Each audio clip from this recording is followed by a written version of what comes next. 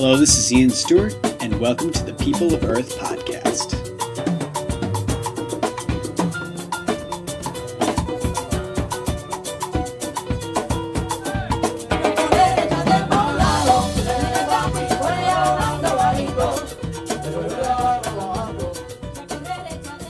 Hello, everyone, and welcome back to the People of Earth podcast for part 2 of our interview with Leo Traversa. In the second installment of the interview, Leo and I cover a wide variety of topics, but start out generally talking about his role as an educator, particularly at the Collective, and the various books that he has published under the Collective's name. He also offers some fascinating insight into his experiences with both Tania Maria and Byron, and how working in those bands helped him develop as a musician over time. For those of you who tuned into the first part of this episode, you'll know that the audio isn't so great. This was recorded a long time ago before I had the idea to turn the various interviews that I've done into a podcast. So, you'll hear a bit of background noise, dishes clinking and stuff like that. So the content of what Leo talks about definitely speaks for itself. It's great. So if you don't mind a little bit of background noise, you'll be fine. Trust me. Now, before we get into the interview, I have an announcement to make as far as People of Earth, the band, is concerned.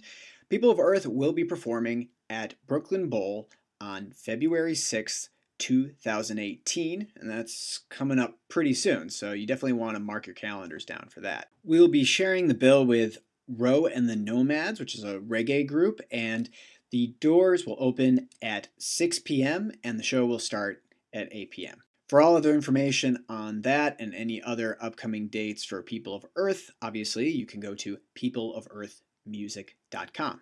All right, with all that said, let's get to the interview. Without further ado, I present to you bassist and educator Leo Traversa.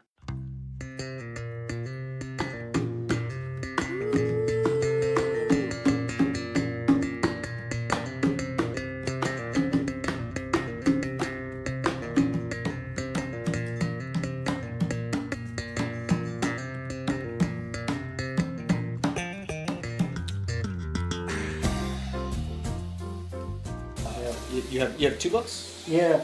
I have a third that I finished years ago, and I need to record the music for it. And I just haven't gotten up off my... But I don't think I ever told you. I came up with a method, many years ago. Yeah, please tell me that. Where my philosophy of teaching is to, of course, if I'm going to teach somebody a certain style of music, I want them to know the tradition, some of the best bass parts from that style, and I want them to learn a written part. But just as important to me is giving them the tools to make up their own part. Because, as you know, as bass players, we're called upon very often to create our own bass parts, given a groove, given some chords. So I concentrate on that a lot. So I came up with these 5 points that I feel like if you can understand these 5 points and listen for them in the music that you're listening to, that you could survive in any type of African-based music, whether it be Caribbean, Afro-Cuban, Latin, South American, any type of African style. Yeah. You know what I mean? So it's like, like understanding clave, how it works, understanding 1-4-5 harmony, understanding the concept of 6 against 4, 3 against 2. What we were talking about, understanding how percussion works in various styles, or the drum set, whatever, Yeah. Just listening to the other instruments around you. And the concept, I think it's important for us, of anticipation, like being able to anticipate a chord, whether you're in 3 or 4, whatever the time signature is, like being able to anticipate the harmony on bass. Or, just as important, nailing downbeats. How many world styles are you called upon to, have a great feel, like playing them at Anger, and making it feel great, and you're just playing downbeats, Right. I always love to listen to that guy in Elvis Crespo's band. Oh, I know exactly who you're talking about. I dig his playing. The older guy. The Is it?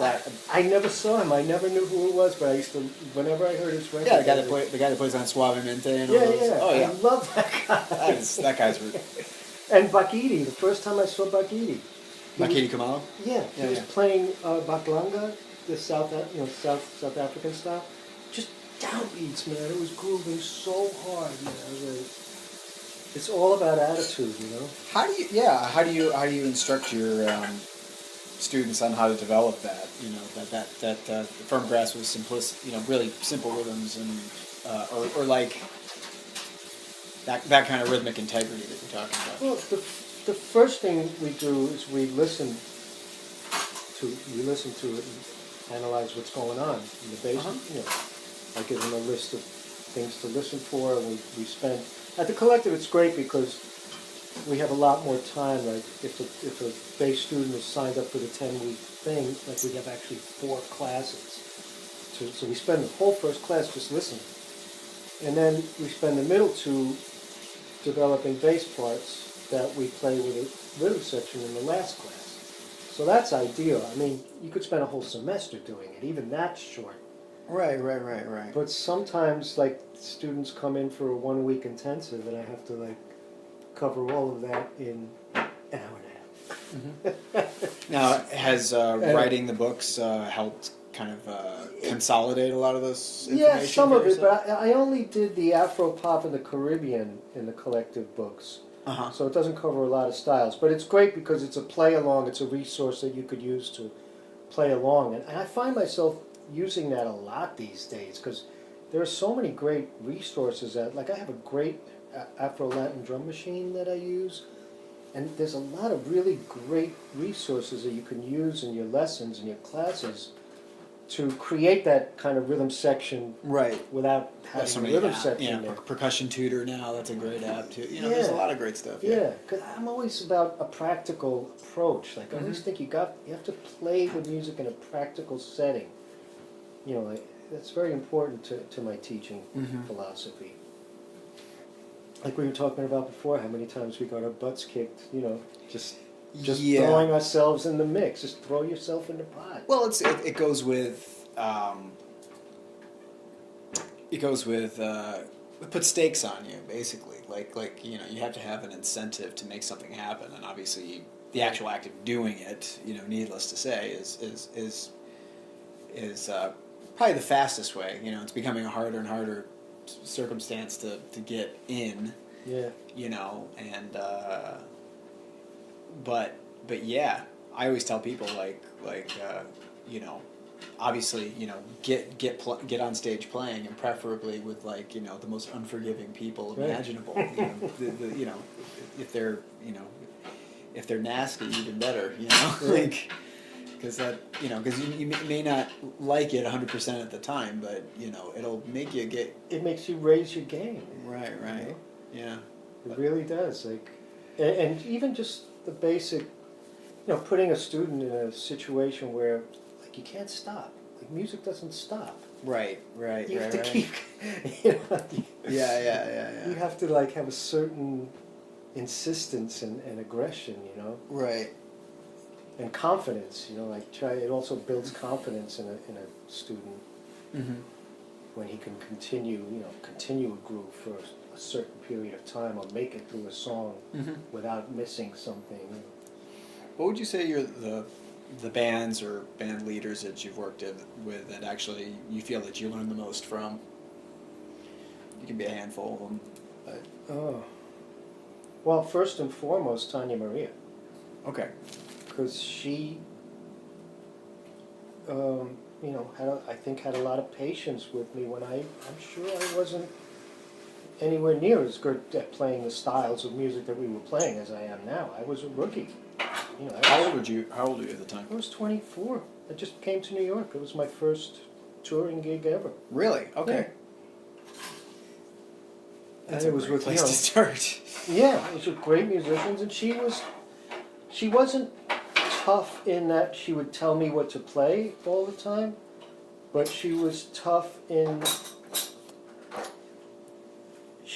Like we had when I started with, it was just a quartet, just me and her, a drummer and a percussionist, and Kim Plainfield and Steve Thornton. I told you about. If it wasn't Kim, it was Porcino. Okay. And she would change things every night. She would make sure that you were focused 100% of the time. Because the moment she sensed that you lost concentration, she would do something to completely screw you up. And when I realized that was a huge lesson. Like, don't anticipate anything. Don't take anything for granted. Right. Don't think you know what's going to happen. Don't relax. I mean, relax, but don't lose focus. And that was great, and it was really fun. Like sometimes when it first started, I would be like we would play this song, and then the next night she would count it off and start playing it slow, and I'd be like, wait a minute, how are we gonna? And then like you get into it, once you give yourself up and say, okay, we're gonna do it slow tonight. It's really creative. You wind up coming up with some really cool stuff. When you surrender to the situation. Right. Instead of saying, wait a minute, it's not supposed to be like this, you just say, yeah, okay, let's go with it. Cool. Wow, okay. So it made you a lot more flexible. Yeah. And it taught me to not, what's the word? Not anticipate, but not... there's a word, Chris talks about it all the time when we do these lectures. Well, you're definitely not getting complacent. Like not come in with any expectations, like... Yeah. Just lose yourself to, Yeah. That's great. It's an important lesson. But yeah, she really taught me a lot. It was really a lot of fun playing with her. How long did you do that?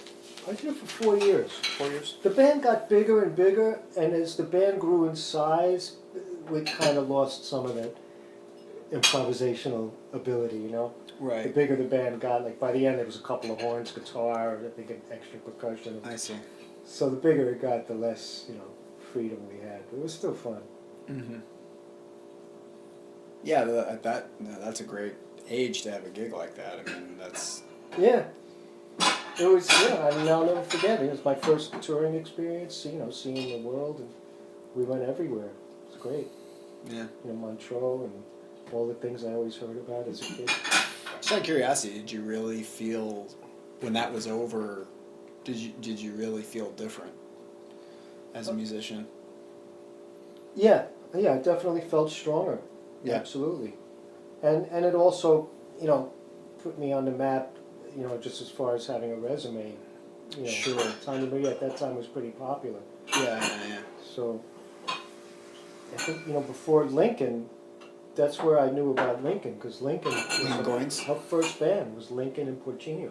So I think her first record in America was Goins and Porcino, and then she had another great record with John Pena, a live record. Yeah. Was it Pena and Acuna? But it was like West Coast guys. John Pena has. Yeah, I know who you're talking about. I think Lincoln plays the classic part on not Don't Go, Come With Me. And that's Lincoln. I mean, that's a classic, man. Yeah. So yeah, it's pretty cool. And then I guess after that, I was playing with like some R&B guys in New York. Okay. That went on to some really cool things, and that was cool. It was just local stuff. Mm-hmm. And then I guess the next guy that taught me a lot was Don Byron. Right, you were in one of his groups, right? Yeah. What was the name of that band again? 6 musicians. 6 musicians. And part of that education was not only Don and Don's writing. Mm-hmm. I never really met anyone that could do what he did. I'm sorry. That's good. When you talk about clave and the concept of clave, he just took it and just spun it on its head. He wrote music that was in clave, but it was in groups of 3 and 6, harmonically or melodically. So, I mean, I didn't even know how to explain it to people. Like, so what's the clave? It's 3-2-3-2-3-2. He actually, some of the music was straight up, but of course none of his music is straight up. It's all his unique, original take. Yeah, you're making me realize how little I really know about Don Byron. Man, the original guys, I don't remember who played. The original 6 musicians, I know Jerry was involved. I think Jerry gave him a lot of flack about the clave. But the band, when I joined the band, it was Milton. And being on the road with Milton for almost 10 years, Milton Cardona, Mm-hmm. that was a big part of the education. You were with that band for that long, huh? Yeah. And we toured pretty extensively throughout the 90s. And Edsel Gomez played piano. Okay. Yeah. He was a friend of mine at Berkeley. Matter of fact, him and Don had a band, a Latin jazz band in Berkeley with the Pabon brothers. And that's how we knew each other, and that's why Don called me for the band. Mm-hmm. Would you... Oh, sorry. Go ahead. But that band it really expanded the boundaries of Latin music and Latin jazz. And it was kind of like Tania's gig, where each night anything could happen. It was so free, but it was still in the pocket. Like Milton was the glue. No matter how far we stretched it, Milton was a rock, man. Man, unbelievable. And plus being on the road with him on the train, hearing stories about, you know, where he's been. A little bit, yeah. He's on a million records, man. Yeah. He was right there in the center of everything Right. in the 70s in New York City. Yeah. You sound like... And he was all about the music, man. He was like, he would just lay it down, man. He would never, he would get plastic congas one night. He'd never say a word, never complain, tune them up. I teach the Bruce Lee method of music, and Milton is one of the guys I always talk about. Because I always tell a guy, like, if you see somebody that plays really well, if you're a drummer, right, you see a guy with a fucking kick-ass backbeat, right, he's not going like this. He's just going... He knows how to focus, and you see bass players, too. Playing an instrument, technique-wise, about focusing your energy, finding the most efficient... And Bruce Lee... In Enter the Dragon, he talks about economy of motion. Right. And there's the famous, story about him with the 1-inch punch. Mm-hmm. Yeah, so I always relay that. And Milton was like the epitome of that. And it turns out I didn't know Milton was a martial artist. Oh, okay. And he's also a Santeria priest. And he could make any conga drum sound great, and he never looked like he was working hard. He never raised his hand above his shoulder. And it was the most powerful sound. And he wasn't a big guy. Super powerful player, man. And super African. Like, his soloing was like, it was like a highlight of every night. We would all just listen to him. It was really something. Yeah. I think everybody learned a lot from him. Don, including Don. Don was very close to him. Whatever happened to Don Byron? What is he doing? He's in Denver. He's teaching at the university in Denver. Okay. Yeah. Yeah, I didn't know really where he ended up settling. He's writing a lot. He's doing commission work, doing some writing. He's a brilliant guy, man. Yeah. He's He was an NEC guy, right? Yeah. Yeah. Because I think Peter Brannon knew him from. Yeah. He just doesn't. Whatever he gets into, I've never seen. Every one of his records is a completely different thing, and he gets all the way into it. Like, he doesn't mess around, man. Yeah. It's really cool. Yeah. Yeah, that kind of level of creativity is something that is rare. So after Don, I think Don, and then I'd have to mention Chris. Chris Washburn? Yeah. Chris is... And it's funny, all three of these guys, all three of these leaders that I'm mentioning, never led by word. Chris has not ever, in the 20-plus years I've been playing with him, told me what to play. Neither did Don, and neither did Tania. And it's funny, like how that I'm mentioning them as the three best leaders. They just lead by example. Of course, we do these like workshops for business executives through Columbia. It's called Leadership Jazz, and we talk about how the jazz aesthetic can help your workplace and help your leadership skills. And it's so perfect that Chris is doing that. Well, not only because he's the creator of the jazz department at Columbia, but because he epitomizes what he's talking about. He looks at people. How can you change your workplace? How can you innovate? How can you lead your team by example. So we play music for them, for these sometimes high-powered executives, and then they ask questions. We said, okay, what did you see? Who's the leader of the band? You know, before they know who anyone is, you know, who's the leader? You know, how do you know? If he's the leader, what did he do after he counted off the song? What did he do while the piano player was taking a solo? Who's the leader then? You know, and all these things about listening and, you know, everybody having a voice. And Chris has this really great lecture, as I'm sure you know, like Bobby. Chris and Bobby have great lectures. But he talks about... I know Bobby a lot better than I know Chris. Yeah, Chris can... You know, Chris teaches jazz history. Mm-hmm. And he can talk to people that don't know anything about music and make it relevant and show you what jazz means. You know what I mean? Not on a musical level, but on a social and you know, aesthetic level. What it means to listen, to participate, to give everyone a voice, to take risks, you know, to seek out danger, and you know, you're not afraid to fail, you know. Mm-hmm. These are how you have a successful company, like really. Right, yeah. And that's what we are. We're a company. Chris is the CEO. He signs the checks. You know, he gets the gigs. He calls the tune. He counts it off, and then he gets out of the way. You know what I mean? And, you know that kind of, it's funny to see like the light go on in some people's minds. That's a great way of summing it up. Sometimes the people in the audience are really engaged and they're really fascinated. Mm-hmm. And we have discussions. It's really can be super interesting. That is. And I think they're also happy to have part of a workshop where they can drink. Because sometimes we do it at like Smalls or Smoke. You know, sometimes we do it in a conference room, but sometimes we do it at a jazz club in New York.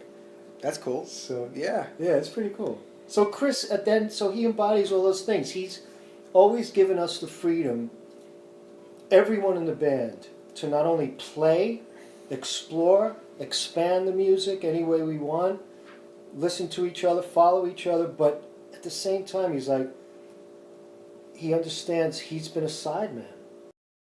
Okay, this is going to be a warning about a very random subject change that's going to happen. While we were hanging out at Leo's place, I actually did stop recording for a while, and I believe we had lunch or something like that, and then kind of started talking again later on during the interview. So we kind of go from talking about his live experience with various band leaders to a completely different subject whatsoever, and there was really no way I was able to edit this properly. So this is just a disclaimer in the middle of the interview. So now we're going to segue into the last 8 minutes of the interview. Thanks.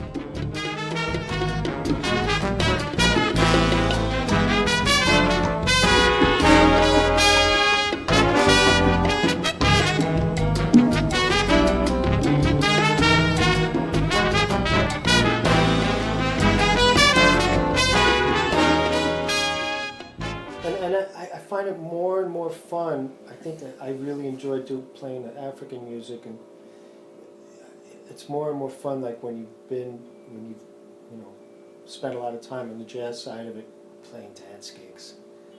You know, it's playing. Well, from the Latin side, I can definitely agree with you on that. You have to. You know, it changes you. Yeah. Or even just playing some straight up, like sometimes I sub for Zay Gray, I play with Davi Vieira and play like, Davi does like the northern Brazilian groove.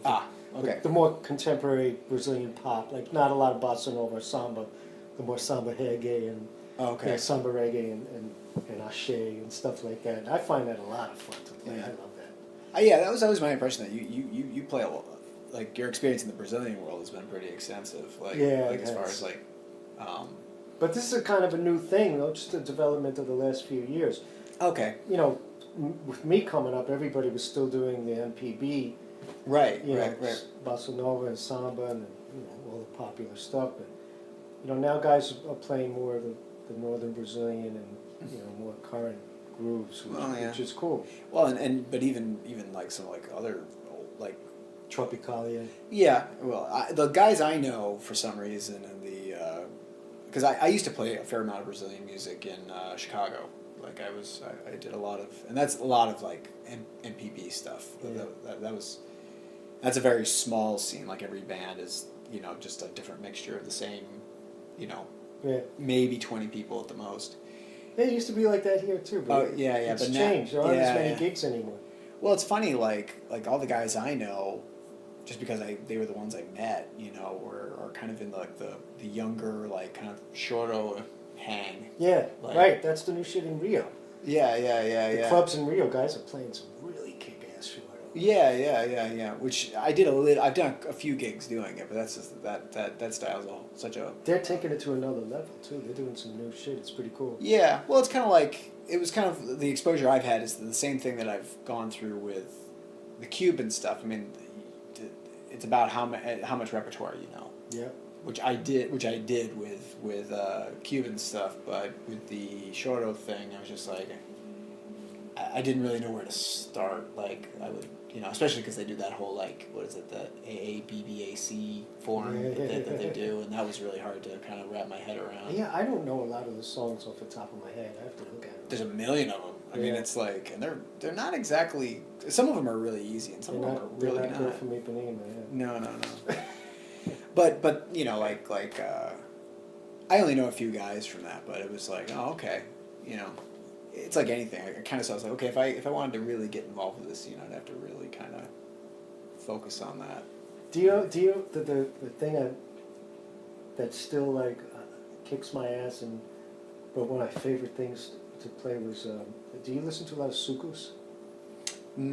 I have, but not. Oh, I did. The only African stuff I really did was I've done a fair amount of like the Fela Kuti style, the Afrobeat. I have to put you in my Dropbox for my class because I have a lot of Cameroonian stuff and the soukous like the Congolese stuff. Mm-hmm. And the guys play like, cut off all the treble and play up like kind of in the upper register, and they play with their thumb in there. Oh, really? Sometimes with their thumb wrapped around the neck, playing the bottom. So it's kind of like. Did you listen to Vallenato at all? Yeah, a little bit. Have you watched those guys play? No. They use these three.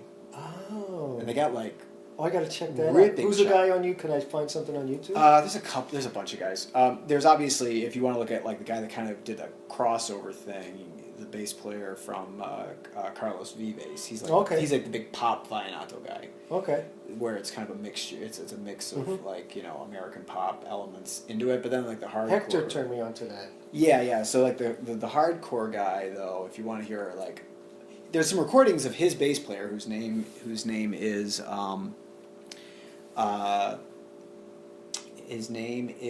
Luis El Papa Pastor. Yeah, and Colombian guy, and he's great. And there are some recordings of him playing like straight ahead Vallenato with like just accordion and whatever that instrument, that scraper percussion instrument is.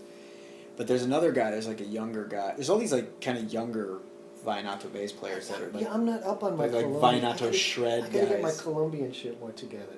Yeah. I have to go there. I've only been there once. Yeah, there's a guy named El Caco, Kako, who's really good. And then I don't play that stuff. Like it's just because it's a physically different approach to the instrument. But well, every African band I play would seem to have at least a few soukous. It was like right. It seems to me like kind of like how like kind of merengue is popular everywhere. It's like the common ground all over Africa. I see. It seems to me. I don't know if that's a fact, but it seems like everyone loves soukous. All the places in Africa. Yeah, it's kind of super like reggae or. It's super accessible. Yeah. Yeah. It's all like it's amazing, like how many different ways these guys can play 1-4-5. Right. It's incredible. Right. And it's perfect. It's a perfect thing for teaching world music because it has like every element: clave, 1-4-5, like soukous. Yeah. Really? So cool. Okay, that. Yeah, it's like with the drum, the snare plays like the marching thing in clave. Yeah. But the bass plays some crazy. The bass is super active, and you kind of change. You play. You come up with a thing, and you do that for 16. Then the drums will fill, and you change, and you just keep changing what you're doing is really... So it's not like... It's super free. So, but yeah. It's free, but like you come up with an idea and you play it for a minute, and then you come up with another idea. Mm-hmm. And the guitar players do the same thing. I love it. De mal me quer, de bem me diz, de me dizendo assim serei feliz, feliz de flor. De flor em flor, de samba em som, de vai e vem, de ver, pé de capim, ficou de pena, pio de bem, de vi, amante sendo assim, perto de mim. All right, thank you for sticking around for that little bonus section of the interview. You know, I was going to originally discard that because it didn't really make sense with the rest of the interview, but the things that Leo said in there were just too good to leave out. So thank you for your patience and understanding while the track kind of skips around a bit. Obviously, if you want to find out more information on Leo, you can check out his website at leotraversa.com. And on there, he's got a bunch of fun stuff that you can check out, including his books, which are available through the Collectives Publishing Company, as well as blog posts and various videos that he's featured in as well. It's a really cool website to peruse. Obviously, for more information on myself and the People of Earth Ensemble, you can refer to peopleofearthmusic.com as well as my own website, ianstewartbass.com. On behalf of myself and the People of Earth, as always, thank you for tuning in and listening, and I will see you next week.